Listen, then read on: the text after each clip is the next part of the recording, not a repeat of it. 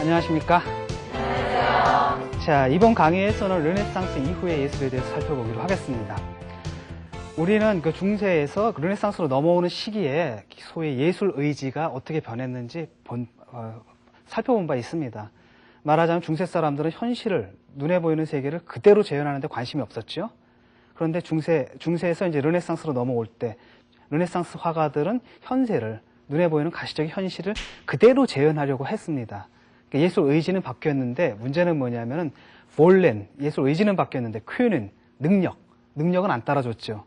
그러니까 르네상스라는 시기는 이 바뀐 예술 의지에 따라가게끔 능력을 개발하던 시기였다. 이렇게 보시면 됩니다. 거의 300년이 걸리죠. 그래서 한 1500년쯤 되면은 사실은 뭐 원근법도 다 발명이 되고, 그 다음에 인체비례도 거의 완성이 되고, 가령 이제 미켈란젤로가 만든 다비드상 같은 거 이렇게 보면은, 야, 어떻게 저렇게 똑같이 만들 수가 있을까? 내지는 저거보다 더 아름답게 만든다는 건 불가능하다. 이런 느낌이 들 정도의 완성에 도달합니다.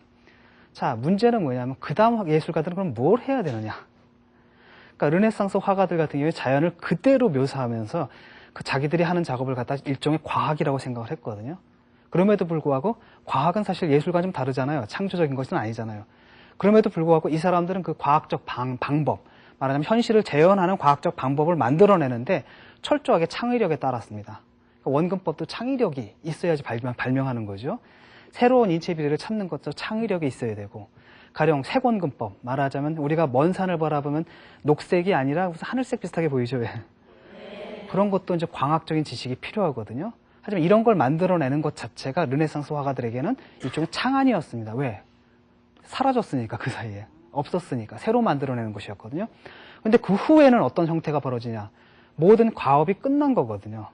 그러다 보니까 그 후에는 이제 소위 마니에리즘이라는 시기가 시작되는데, 마니에리즘은 원래 나쁜 뜻입니다. 왜? 매너리즘이라고 아시죠, 우리? 그거 갖다 불어로 읽으면 마니에리즘이 되거든요. 우리도 왜 매너리즘에 빠졌다 그러면 안 좋은 뜻이죠. 맨날 하던 거 똑같이 하고.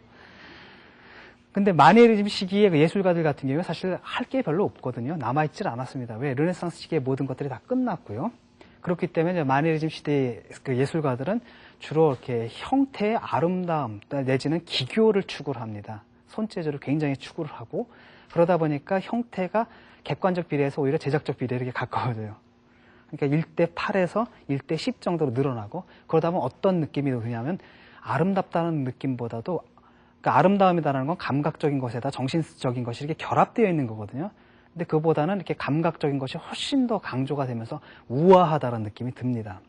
아울러서 17세기에 이제 들어가게 되면은 17세기는 과학의 시대거든요. 그러니까 15세기, 16세기 때까지만 해도 아직도 사람들은 철학적이었고 종교적, 신학적이었는데 17세기는 뭐예요? 철학에서는 데카르트가 나와요. 자연과학에서는 뉴턴 같은 사람들이 나오거든요. 오늘날 우리가 갖고 있는 사고방식이 형성되던 시기가 바로 17세기입니다. 그리고 17세기에 들어오면은 그 르네상스 예술은 그 고전주의로 발전을 하게 되는데, 고전주의는 르네상스 예술과 이념이라는 면에서는 크게 차이가 나지 않아요. 다만 어떤 차이가 있느냐?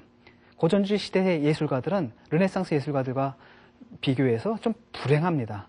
왜냐하면 좀 전에 얘기했듯이 중요한 발명품들은 다 르네상스 시대에 완성이 됐잖아요.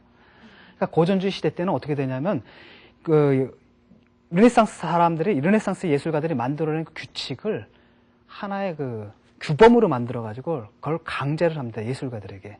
또 마침 또 아카데미라는 그 예술 단체가 성립이 되거든요. 그건 뭐냐면은 국가에서 공식 취향을 인정한 겁니다.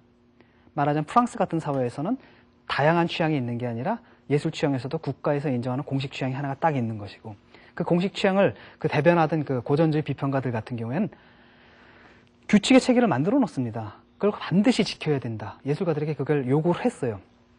그 규칙의 체계를 뭐라 그러냐면 캐논이라고 부릅니다. 우리 옛날에 캐논이 뭐였습니까?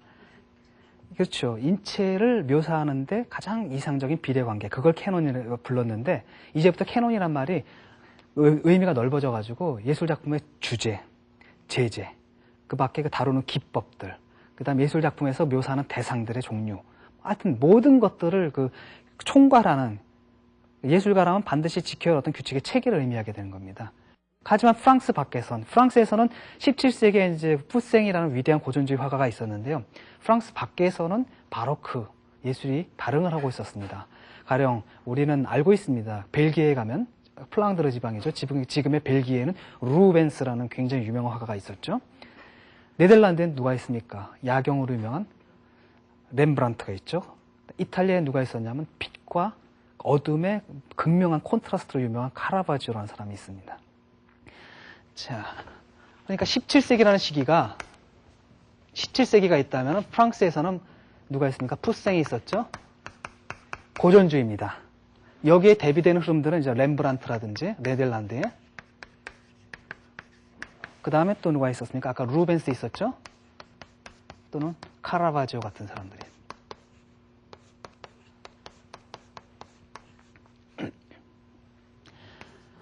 그러니까 이거는 이제 위에는 고전주의고요. 아래는 뭐겠습니까? 바로크겠죠. 근데 바로크 예술 같은 경우에는 고전주의 예술가들과는 굉장히 다른 목표를 추구를 했습니다. 말하는 일종의 반발로 나오는 거예요. 고전주의 예술이라는 게 지나치게 이성중심적인 데 반해서 바로크 예술가들 같은 경우에는 굉장히 관능적이고 격정적이고 또는 육체적인 느낌을 줍니다. 그러니까 인간의 몸이 나타난다 하더라도 고전주의 예술 작품에서 인간의 몸이 신에 가까워지거든요. 정신성을 향해서 상승하는 데 반해서 바로크 예술에서는 인간의 몸이 자기를 주장합니다. 말하자면 아픈 사람은 정말 아프게 묘사가 돼요. 잔혹한 장면이라든지 그 다음에 굉장히 관능적이고 야한 장면이라든지 이게 그대로 묘사가 돼가지고 그 육체가 정신성을 띈다라기보다도 뭔가 좀 그 자기 주장을 하기 시작을 하거든요. 자, 어쨌든 그 17세기에 들어오게 되면 이제 예술 취향에서 그 고전주의 취향과 완전히 그 대립된다라고 할 수 있는 바로크라는 새로운 취향이 등장하게 되는데 그 하인리히 벨플리라는 사람이 있습니다. 미술사가인데요. 이분이 그 르네상스 예술과 고전주의 예술, 아니 그러니까 르네상스 그 다음에 고전주의 예술과 그 이후로 이어지는 그 바로크 예술의 양식적 특성을 5가지 개념상으로 정리해가지고 요약을 해준 바 있습니다. 그 아직까지도 오늘날 그 르네상스와 그 바로크 예술의 차이를 얘기할 때 이 5가지 개념상이 굉장히 중요한데요. 자, 천천히 이제 그림을 먼저 보면서 한번 얘기를 하는 게 좋을 것 같습니다. 이건 이제 루벤스라는 사람의 그림입니다. 제목은 십자가 강하고 예수가 십자가에 못 박혀 죽은 다음에 그 시체를 떼어내는 장면이거든요. 그래서 이 그림이 굉장히 유명한 그림인 게 여러분 플란더스에게 읽어보셨죠? 거기서 이제 네로가 마지막에 어느 교회에 들어가서 그림을 팍 바라보면서 죽잖아요. 그때 죽어가면서 봤던 그림이 바로 이 루벤스의 작품입니다. 이 작품이고 여기서 나타나는 것과 같이 그 바로크 그림은 굉장히 격정적이고 그 다음에 역동적입니다. 구도를 보면 무슨 구도예요 이게? 대각선 구도죠. 대각선 구도를 많이 사용한다라든지 그럼 저게 그 구도를 갖다 대각선으로 바꾸게 되면 굉장히 어떤 역동적인 느낌을 주거든요. 자, 그 다음 작품을 보죠. 역시 루벤스의 작품입니다. 이 그림을 보면은 가령 보티첼리의 그림과 비교해보면 어떤 특성이 드러나느냐. 보티첼리의 그림 같은 경우에는 정말 조각 작품 같아요. 조각 작품을 마치 사진으로 찍어놓은 듯한 느낌을 주는데 반해서 이 사람은 어떻습니까? 터치가 굉장히 거칠죠. 굉장히 그래서 평면적이다는 느낌이 들잖아요. 그러니까 어떤 면에서 화면에 딱 붙어있다는 느낌이 들죠. 그 화면에 붙어있는 색이다, 물감이다라는 이런 느낌이 강하게 듭니다. 그러니까 어떤 차이냐면은 이런 차이예요. 내가 그림을 그릴 때 이렇게 끝으로 윤곽을 이렇게 그릴 수가 있거든요. 윤곽을 이렇게 그릴 수가 있는데 반해서 윤곽을 이렇게 뚜렷하게 그리면 그때는 색칠도 아주 정교하게 되겠죠. 그래서 아주 명확하게 보이게끔 하는데 이걸 갖다 내가 뚝 부러뜨려가지고 이 안쪽 있죠. 이렇게 그릴 수가 있어요. 여기는 선이죠.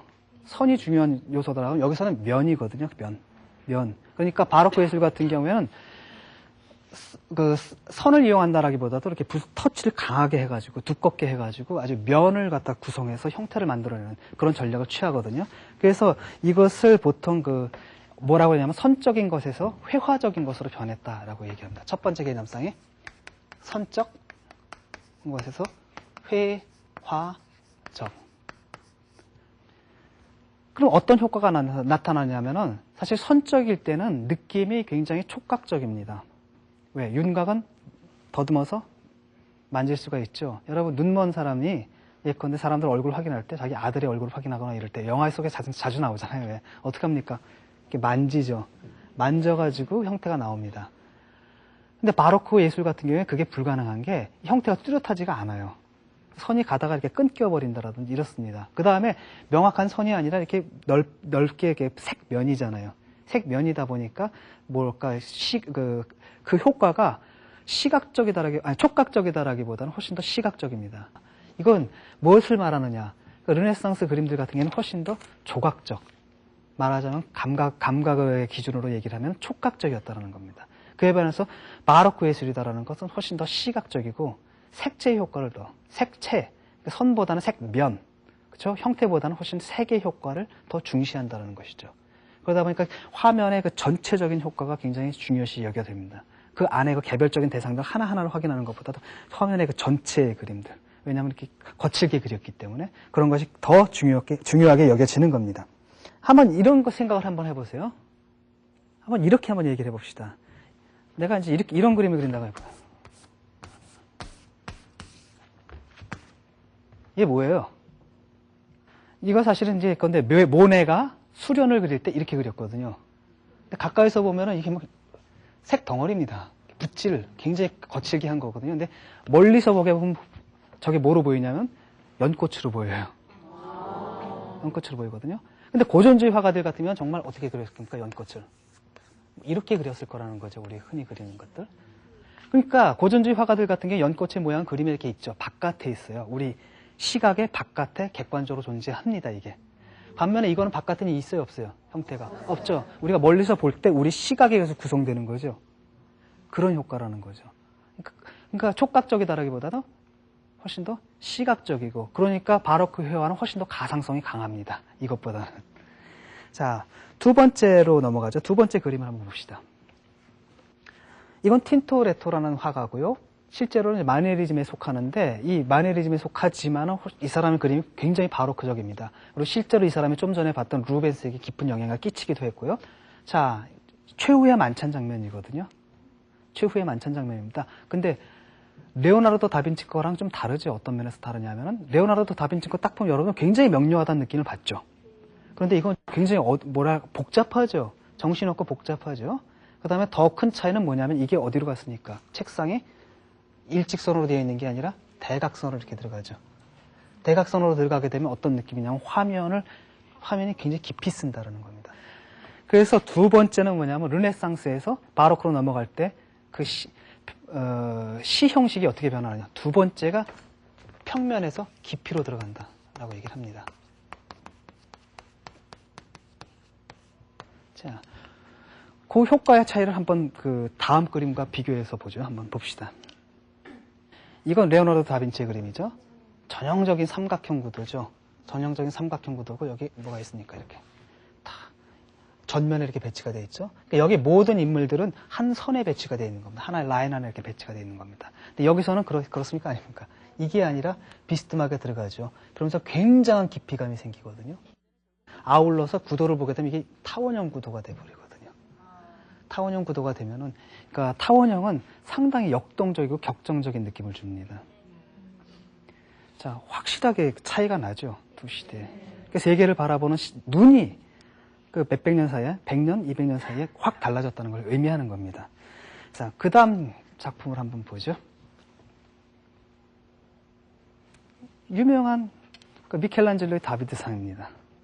아울러서 옆에 있는 것은 그 바로크 시대 때, 그러니까 말하자면 카라바지오가 있었던 그 이탈리아에서 조각으로 유명한 베르닌이라는 사람의 다비드입니다. 분명히 차이가 날 겁니다. 어떤 차이가 있냐면은 다비드상 같은 경우에는 일단은 조용해 보이죠. 고요해 보이죠. 이게 고전주의적인 이상입니다. 반면에 이쪽에 다비드는 역동적이죠. 뭔가를 하려고 하죠. 어떤 차이가 있느냐? 이것은 그 자체로 안에서 완결이 되어 있습니다. 그 자체로 행위가 완결이 되어 있거든요. 다, 그렇죠. 그 다음에 어떤 거냐면 영원한 순간이에요. 일종의 영원한 순간, 움직임이 없던 영원한 순간이라는 거죠. 반면에 이것은 행위가 완결되어 있지 않습니다. 지금 딱 던지려고 하는 아주 특정 순간이란 말이죠. 그 스냅 사진, 여러분 막 달리는 사람 스냅 사진을 탁 찍을 수가 있죠. 그 한 순간성을 포착한 그 장면이고, 또 하나는 뭐냐면 여기 돌을 들었죠. 그 다음에 또 어떤 동작을 하잖아요. 이 동작은 뭐겠어요? 돌을 던지는 동작이겠죠? 라고 하면은 이 그림은 문법적으로 말하면 이게 자동사라고 하면 이건 타동사예요. 말하자면 여기는 뭐냐, 목적어가 있어야 돼요. 목적어는 어디 있습니까? 근데 바깥에 있죠. 골리앗. 그러니까 이 동작 하나로서 끝나는 게 아니라 저것은 뭐냐, 바깥에 있는 골리앗의 존재를 함축하거든요. 그러니까 이건 자기 완결, 이 안에서 모든 것이 다 끝났다라고 하면 이건 이 안에서 끝나지를 않는 겁니다. 그래서 바깥에 있는 공간을 함축을 하게 되고, 그럴수록 우리는 뭐가 늘어납니까? 그림을 보면서 상상력. 그러니까 고전주의 회화 또는 르네상스 회화 같은 경우는 상상력의 여지는 많이 남겨놓지 않거든요. 왜냐하면 모든 것들이 그림 안에 들어와야 되고 그 안에서 뭔가 완결이 되어야 되는 겁니다. 그 다음 분명해야 되고. 하지만 바로크 예술 같은 경우는 이렇게 열어놓기 때문에 그 열린 것 바깥에 있는 형태는 무엇일까? 그 사건은 무엇일까? 우리가 궁금해하고 호기심을 갖게 된다. 그런 얘기입니다. 가령 이제 그 그림을 그릴 때도 그렇습니다. 예컨대 르네상스 화가들 같은 경우는 예수가 십자가를 메고 간다라고 했을 때, 예수가 이제 십자가를 메고 가는 장면이 있다라고 하면 사람들 다 이렇게 그립니다. 하나의 화면에다가 뭐 이런 식으로 그리겠죠. 반면에 바로크 화가들 같은 경우는 어떻게 그리냐면 여기 사람 머리가 이렇게 있어요. 이쪽에도 사람 머리가 있어요. 그 다음에 예수가 저쪽에 있고 이런 식입니다. 말하자면 여기서는 모든 형태를 다 포함해버리죠. 틀이. 여기서는 모든 형태를 포함하는 게 아니라 잘라버리는 겁니다. 그러니까 여러분들 사진을 찍을 때 전체를 다 나오게 하는 게 있겠고, 또 하나는 바로 이렇게 압축해서 특정 부분만 찍을 수가 있죠. 그럼 굉장히 효과가 극적이고 드라마틱하죠.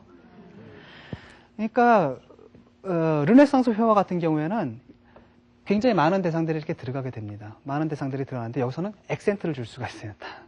그 다음에 우리는 뭐냐, 여긴 지금 다 나오지 않고 여기 잘려버렸기 때문에 이 잘려버린 부분에 대해서 상상을 하게 되는 거죠. 어떤 것인지. 이렇게 그 닫힌 형식에서 바로크로 가게 되면 열린 형식으로 우리가 세계를 바라보는 눈이 변한다. 이게 하인리히 베플린의 태제입니다. 다음 그림 한번 보시죠. 이건 뭐 유명한 그림이라 따로 말을 할 필요가 없을 것 같아요. 이건 누구 그림이냐면 렘브란트의 작품이죠. 제목은 야경이라는 작품입니다. 이 사람들은 당시에 사진 대신에 초상화를 그리게 했거든요. 그래서 이 모든 사람들 하나의 부대인데, 이게 민병대 비슷한 부대거든요. 그 암스테르담을 지키는 그 부대원들의 모습을 담은 일종의 집단 초상화입니다. 그리고 이 그림을 제작할 때 비용이 들겠죠. 그거 누가 내겠어요? 당연히 이 사람들이 내야겠죠. 그러니까 여기에 묘사된 이 모든 사람들이 돈을 한꺼번에 모아서 냈거든요. 그런데 문제는 뭐냐, 이게 초상화거든요. 그러면은 내가 돈을 냈으니까 내 얼굴도 잘 나왔으면 좋겠다라고 누구든지 생각할 거 아닙니까? 그런데 보세요. 여긴 어떻습니까? 이 사람 굉장히 밝게 빛나죠? 이 두 사람은 밝게 빛나는데 반해서 나머지 사람들은 어둠에 묻혀 있습니다. 그래서 나중에 이 사람들이 궁시렁댔다고 하더라고요. 왜 남들은 똑같은 돈을 내는데 저 두 사람은 이렇게 밝게 표시해주고 우리는 어둠 속에 묻혔느냐. 그러니까 렘브란트 같은 경우는 초상화라는 아주 실용적인 목적을 충족을 시키면서도 동시에 예술적인 목표를 추구하다 보니까 이런 결과가 나오는 겁니다. 이거 어떤 효과냐면 바로 빛의 효과죠. 르네상스 회화 같은 경우에는 다양성이 있습니다. 어떤 의미에서 다양성이냐라고 하면은 그림 안에 어떤 대상들이 있을 경우에 그 대상들의 윤곽이 다 똑같아요. 똑같은 게 아니라 참 윤곽들이 다 명확합니다. 그러니까 수많은 대상들이 이렇게 들어와 있겠죠. 그러면 사실 굉장히 혼란스러운 느낌을 줄 수도 있어요. 왜? 굉장히 많은 사람들이 이렇게 다 윤곽이 다 이렇게 독립된 채로 이렇게 존재하게 되면 너무나 많으면 어떻습니까? 혼란스럽잖아요. 그걸 피하는 방식은 뭐냐면 구도의 안정감입니다. 가령 삼각형 구도 또는 대칭 구도. 그러니까 아무리 많은 대상을 넣어도 이렇게 구도가 딱 안정되어 있으면 이게 딱 정리가 되는 식으로. 정리가 되어서 우리 눈에 들어오거든요. 그래서 소위 다양성의 통일이라는 느낌을 주거든요. 근데 바로크 예술 같은 경우는 다릅니다. 예. 바로크 같은 경우에는 어떻게 하냐면은 이런 예를 한번 들어보죠. 여러분들 무대입니다. 무대에 등장인물이 다 올라와 있어요. 10명이. 그럼 약간 어지럽겠죠? 이게 르네상스 회화입니다. 이럴 경우에 르네상스 화가들 같은 경우는 중간에 있는 사람을 세우고 나머지 사람들 조금 굽혀가지고 삼각형 구도를 만들어준다라든지 이렇게 해결할 거라는 거죠. 근데 바로크 화가들은 어떻게 하냐? 조명을 때리는 겁니다. 가운데다가. 그럼 나머지 사람들은 어떻게 되죠? 어둠에 쓱 가리고 아주 하이라이트를 받겠죠. 특정한 사람만. 이러면 화면 전체에 극적 긴장감이 살아나게 되는 겁니다. 그렇잖아요. 여러분들 그냥 조명이 다 들어와 있는 상태에서 무대를 보게 되면 산만하죠. 그런데 딱 조명을 특정 인물에게만 딱 쬐게 되면 뭡니까? 그 사람에게 주의가 딱 집중되면서 뭐랄까요? 그 드라마틱한 효과가 생기게 되는 거죠. 그게 바로 이제 바로크 회화에서 자주 사용하는 방법입니다. 그것을 다원성에서 통일성으로의 변화라고 얘기를 했습니다. 저번에 세 번째는 뭐였죠? 아까?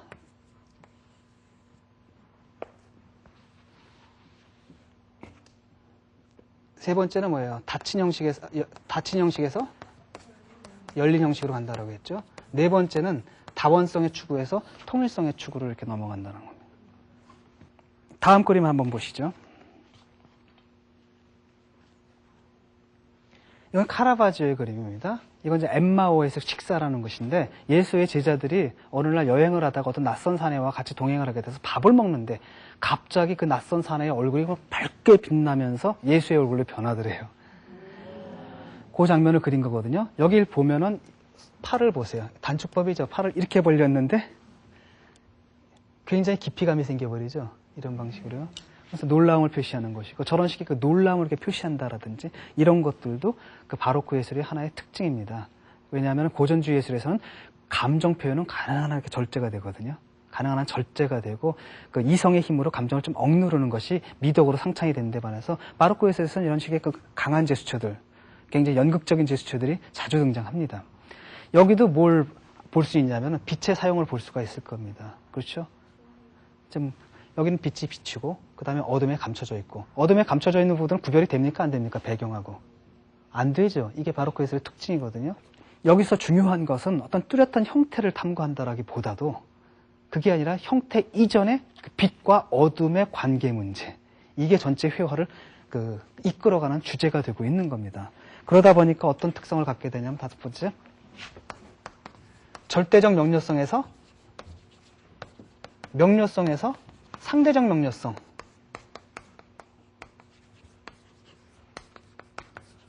다시 말하면 르네상스 회화는 굉장히 명료한 데 반해서 바로크 회화에서는 그 명료성이라는 이상이 약화된다는 겁니다. 약화되고 빛이다라는 게 더 중요한 의미를 갖게 된다는 거죠. 자, 마지막 그림 한번 보시죠.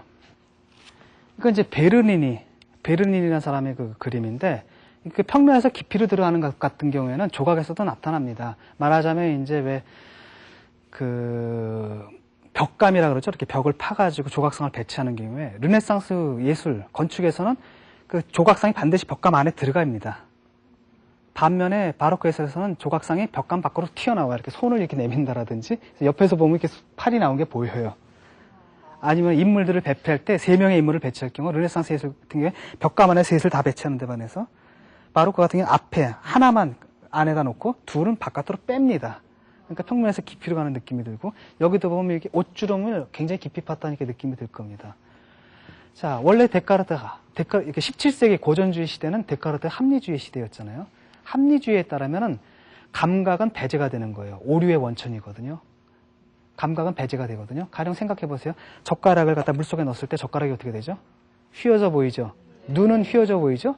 반면에 만지면 어떻습니까? 그게 곧지요. 그러면은 거기서 누가 진리를 말하는 겁니까? 시각의 진리를 말하는 거예요? 촉각의 진리를 말하는 거예요? 촉각이죠, 당연히. 시각은 속이잖아요. 그 촉각. 말하자면 이게 고전주의적 이상이거든요. 고전주의에서는 촉각이 굉장히 더 중요했단 말이죠. 그래서 르네상스 회화는 선적이었잖아요. 그 촉각, 그 손으로 더듬을 수 있는 그 느낌을 만들기 위해서. 근데 이제 바로크 시대 때는 시각이 더 중요시 여기게 되고, 다른 한편, 르네상스, 그러니까 데카르트 철학에서는 감정을 배제합니다. 왜냐하면 아주 멀쩡한 사람이 화가 나면 뭐예요? 막 흥분해가지고 윤리적 판단을 그르칠 수가 있잖아요. 사고를 칠 수가 있잖아요. 그렇기 때문에 이성적인 사람은 항상 감정들을 억누를 수 있어야 된다. 이래야 되고 또 이성적인 사람은 항상 점잖아야 돼요. 뭐 이렇게 야한 얘기라든지 이런 얘기, 점잖지 못한 얘기를 하면 안 되거든요. 그런 것들이 인간의 이상이었는데 이 그림을 보면 바로크 시대 때는 바로 그런 부분들이 그 화면의 전면에 나타나게 됩니다. 이건 어떤 장면이냐면 이게 테레사라는 수녀거든요. 수녀인데 옛날에 수녀들은 남자를 만날 수 있었어요? 없었어요? 없었죠. 근데 사랑하고 싶은 마음 누구나 다 있죠. 그래서 교회에서 어떻게 했냐면 성인들하고 영적인 교제라는 걸 허용을 했거든요. 그러다 보니까 옛날에 죽은 성인들을 불러내가지고 이 사람들이 그 사람은 연애 편지도 쓰고. 근데 가끔가다 이 수녀들 중에 환상을 보는 경우가 있습니다. 정말 그 성인이 나타나는 경우가 있어요. 이 경우에는 뭐냐, 천사가 나타났거든요. 천사에도 여러 등급이 있는데 세라핌이란 천사가 나타나가지고 금, 화살로 가슴을 탁 찌르는데 그때 그 느낌이다라는 게 굉장히 아프면서도 굉장히 뭐랄까 말로 할 수 없는 어떤 연락, 쾌락의 그 느낌이었다라는 얘기가 나오거든요. 그러니까 이 주제 자체에 우리는 뭘 알 수 있습니까? 이게 성스러움을 가장했지만 그 밑에 굉장한 성적인 뉘앙스가 강하게 풍기죠. 그게 이제 이런 그림에 나타나는 것이고, 여기 보면 옷주름이, 이 여인의 표정은 오르가즘에 빠진 여인의 표정이죠, 거의.